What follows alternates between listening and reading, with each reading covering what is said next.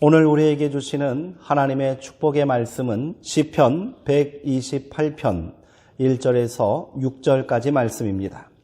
구약성경 899쪽에 있습니다. 이제 제가 하나님의 말씀을 강독하겠습니다. 이것은 하나님의 말씀입니다. 하나님의 말씀에 경청하시기 바랍니다. 여호와를 경외하며 그의 길을 걷는 자마다 복이 있도다. 내가 내 손이 수고한 대로 먹을 것이라. 내가 복되고 형통하리로다. 내 집 안방에 있는 내 아내는 결실한 포도나무 같으며 내 식탁에 둘러앉은 자식들은 어린 감람나무 같으리로다. 여호와를 경외하는 자는 이같이 복을 얻으리로다. 여호와께서 시온에서 내게 복을 주실지어다. 너는 평생에 예루살렘의 번영을 보며 내 자식의 자식을 볼지어다. 이스라엘에게 평강이 있을지로다. 아멘. 이같이 복을 얻으리로다 라는 제목으로 하나님의 말씀을 나누도록 하겠습니다. 민족의 고유 명절인 추석 연휴가 시작되었습니다. 예부터 추석은 더도 말고 덜도 말고 한가위만 같아라 라는 말이 있을 정도로 풍성한 기쁨과 감사가 넘치는 시간입니다. 수정동교회 성도님들의 모든 가정에 더도 말고 덜도 말고 한가위만 같은 기쁨이 늘 함께 하시기를 주님의 이름으로 축복합니다. 오늘 우리가 함께 읽은 시편 말씀의 주제는 복입니다. 특별히 이 복은 개인의 복이 아닌 가족 구성원 모두가 함께 누리는 공동체의 복이지요. 이 시간 함께 나눌 하나님의 말씀을 통해 무엇이 복인지, 누가 복을 받을 수 있는지를 함께 나누기를 소망합니다. 시편 128편은 아쉬레, 복이 있도다, 복되어라 라는 선포의 기원으로 시작합니다. 오늘 말씀을 듣는 성도님들 모두에게 복이 있기를 주님의 이름으로 다시 한번 축원드립니다. 1절에는 이 복을 받는 조건에 대하여 말하고 있습니다. 다시 말해 누가 하나님의 복을 받을 자격이 있는가라는 질문에 대한 해답이 됩니다. 그 1절에서 두 가지 복의 조건이 제시되어 있습니다. 먼저 여호와를 경외하는 것입니다. 여기서 말하는 경외라는 말은 미지의 존재를 향한 두려움이나 막연한 공포가 아닙니다.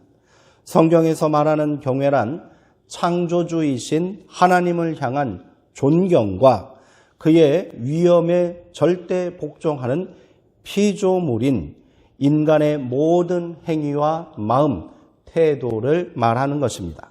그래서 경외는 인간의 의로운 행동이나 경건한 삶, 예배 등과 연결되는 거지요. 그러므로 복 있는 사람은 전능하신 하나님, 온 우주 만물과 생명을 창조하시고 다스리시는 창조주 하나님을 인정하고 또 고백하는 태도와 삶을 사는 사람들이다 말할 수 있는 겁니다. 저는 이를 하나님과 올바른 관계 가운데 있는 사람이 복 있는 사람이다 라고 정의 내리고 싶습니다. 두 번째, 복을 받는 조건은 그의 길을 걷는 것입니다. 이를 풀어보면 하나님의 도를 행하는 것이라는 뜻이 됩니다. 하나님의 명령에 따라 사는 사람이 복 있는 사람이다 이 말이 되겠지요. 하나님의 도를 행하고 그 명령에 따라 살기 위해서는 세속적인 욕망과 인간의 고집을 내려놓아야만 합니다. 이 또한 하나님과 올바른 관계 가운데 있을 때 가능한 것이겠지요. 세상의 복은 물질욕과 소유욕으로 대표됩니다. 남들보다 더 많이 소유하고 더 많이 누리는 것이 복이라고 말합니다. 이러한 복은 필경 생명을 죽이고 파괴하고 남을 속이고 약탈하는 죄악으로 발전하기 쉽상입니다. 아니 그렇게 하지 않을지라도 끊임없이 그런 유혹 가운데 우리는 시달릴 수밖에 없는 겁니다. 오늘 이 시간 우리가 어떤 복을 추구하며 살고 있는지를 정확하게 돌아보길 원합니다. 성경에서 말하는 복은 결국 생명과 나눔이라는 것을 꼭 기억하시기 바랍니다. 태초에 인간을 창조하신 하나님께서는 생육하고 번성하라는 복을 내려주셨습니다. 복이란 가장 근본적으로 생명이다라는 말이지요. 아브라함을 부르실 때에는 너는 복이 될 것이다 라고 축복하셨습니다. 여기서 아브라함이 받은 복은 땅의 모든 족속이 너로 말미암아 복을 얻을 것이다 라는 말씀으로 이어집니다. 개인의 복을 넘어 모두가 나누고 함께 누리는 복이라는 말이지요. 나누지 않는 복은 복이 아닙니다. 성경에 등장하는 복 있는 사람은 이렇게 받은 복을 나누는 사람들인 겁니다. 야곱으로 인해 외삼촌 라반의 집이 함께 복을 받았고요. 요셉을 통해 바로와 애굽이 복을 받았습니다. 그러므로 복 있는 사람이 되기를 소망하신다면 나누고 베푸는 삶을 사시기 바랍니다. 그렇게 성도님들 가정이 복을 나누고 유통하는 복의 통로요, 복이 되시기를 주님의 이름으로 축복합니다. 구원받은 참 생명의 기쁨을 누리고 이 복을 함께 나누는 자리가 어디겠습니까? 바로 예배의 자리가 아니겠습니까? 그러므로 오늘 우리가 모인 예배의 자리와 말씀을 함께 나누는 이 시간이 진실로 우리에게 복이 되는 줄 믿습니다. 예배는 이렇게 복을 경험하고 그것을 나누는 결단의 자리가 되어야 합니다. 이렇게 받은 복을 각자의 삶의 자리에서 유통하고 나누는 축복의 사람 되시기 바랍니다. 1절의 말씀의 복을 받는 조건이라면 2절은 그 복의 결과라 할 것입니다. 오늘 말씀은 이를 내가 내 손이 수고한 대로 먹을 것이다 라고 말합니다. 정직하게 땀을 흘리고 수고한 만큼 받는 것이 복이라는 말씀이지요. 지극히 당연한 말씀인데 실상은 그렇지 않은 것이 우리의 현실 아닙니까? 그래서 더 많이 가질 수만 있다면 수단과 방법을 가리지 않는 겁니다. 약삭 빨라야 하고요.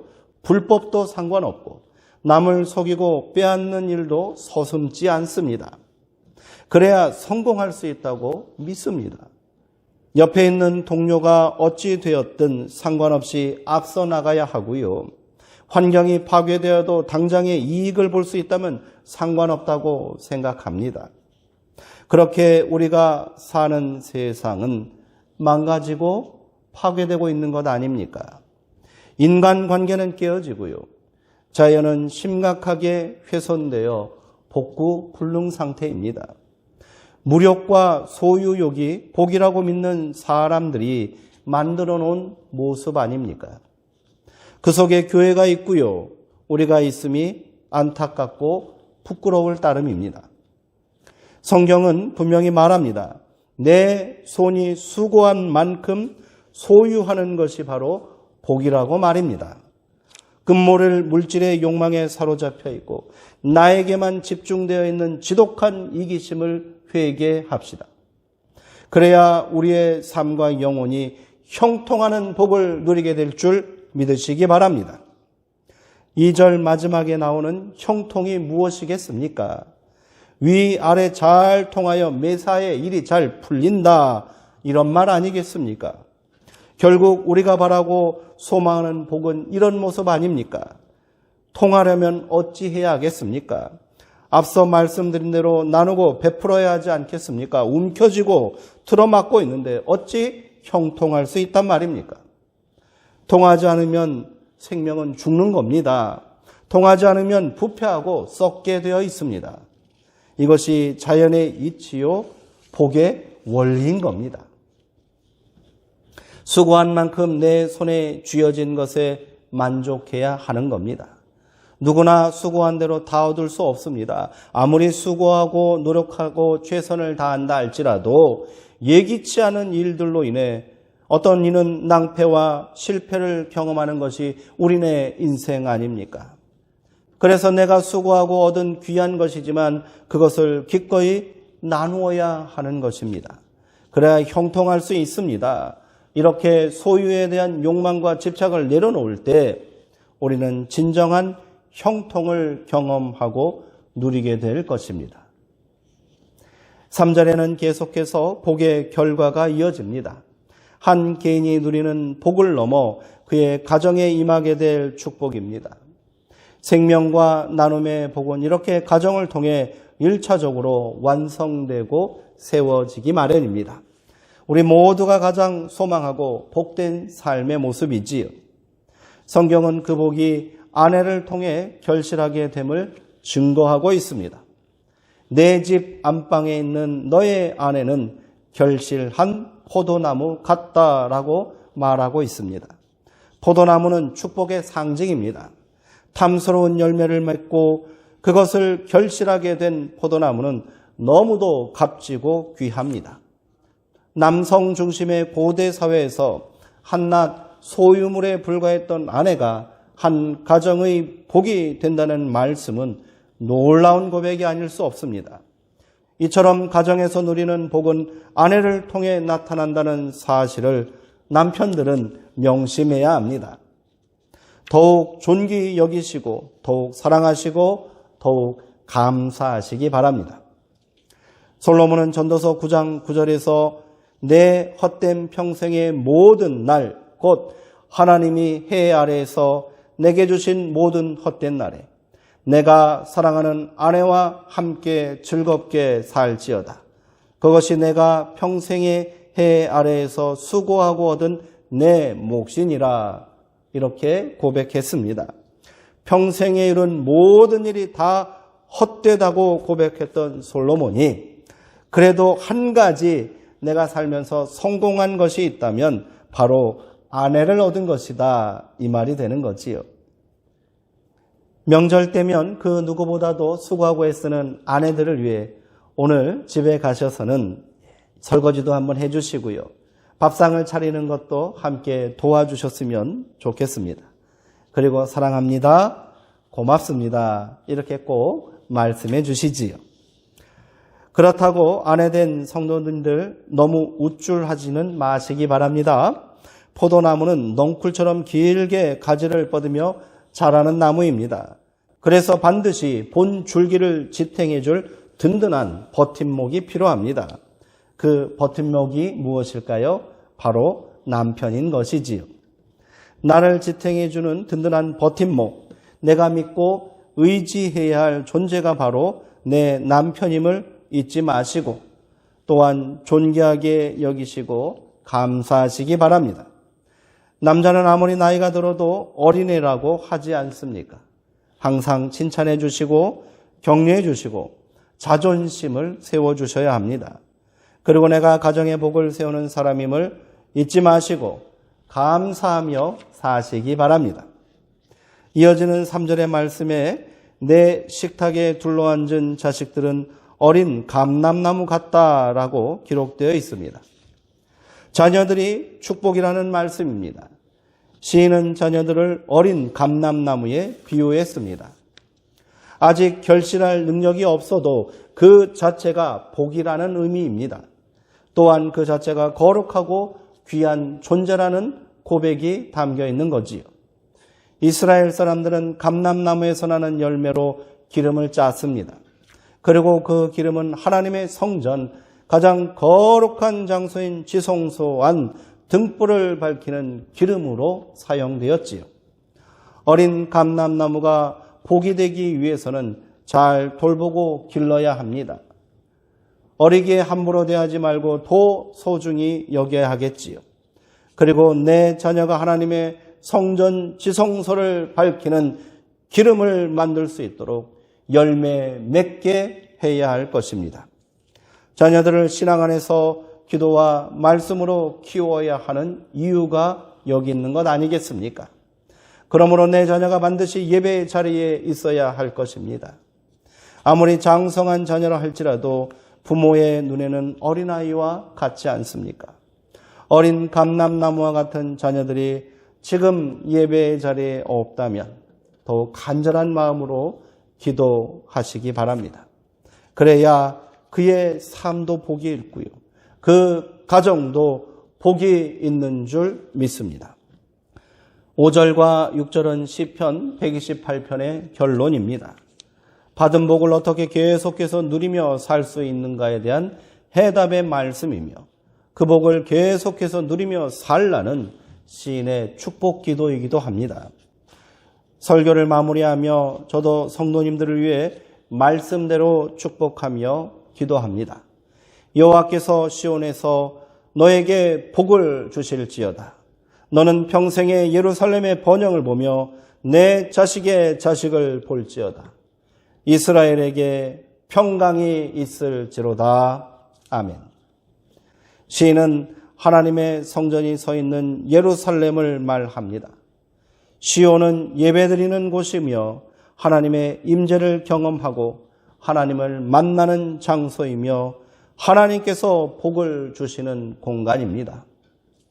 오늘 우리에게 그 시온은 바로 수정동 교회가 아니겠습니까?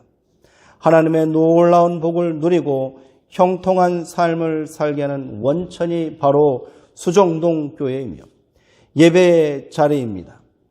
교회를 위해 더욱 기도하시고 예배를 사모하시고 열심을 내주시기 바랍니다. 오늘 우리가 모인 이곳이 축복의 자리임을 잊지 마십시오. 그렇게 우리가 항상 생명과 구원의 복을 누리고 형통한 삶의 축복을 경험하길 소망합니다. 더 나아가 우리가 누리고 받고 있는 이 복을 이곳 수정동 교회와 내 가정을 통해 형제와 이웃에게 나누고 베푸는 축복의 사람, 축복의 통로 되기를 주님의 이름으로 축원드립니다. 기도하시겠습니다. 복의 근원 되신 창조주 하나님, 하나님께서 우리 인생들에게 베풀어 주신 그 복을 온전히 누리는 삶을 살게 하여 주시옵소서. 여호와를 경외하고 그의 길을 걷는 것이 복이라 말씀하셨사오니 우리가 이 말씀을 가슴에 새기게 하여 주시옵시고 하나님과 동행하는 삶을 살 수 있도록 우리를 붙잡아 주시옵소서. 그리하여 우리 수정동 교회가 우리 가정이 축복을 나누고 생명을 전하는 복의 근원이요 통로가 되게 하여 주시옵소서. 예수님의 이름으로 기도하옵나이다. 아멘.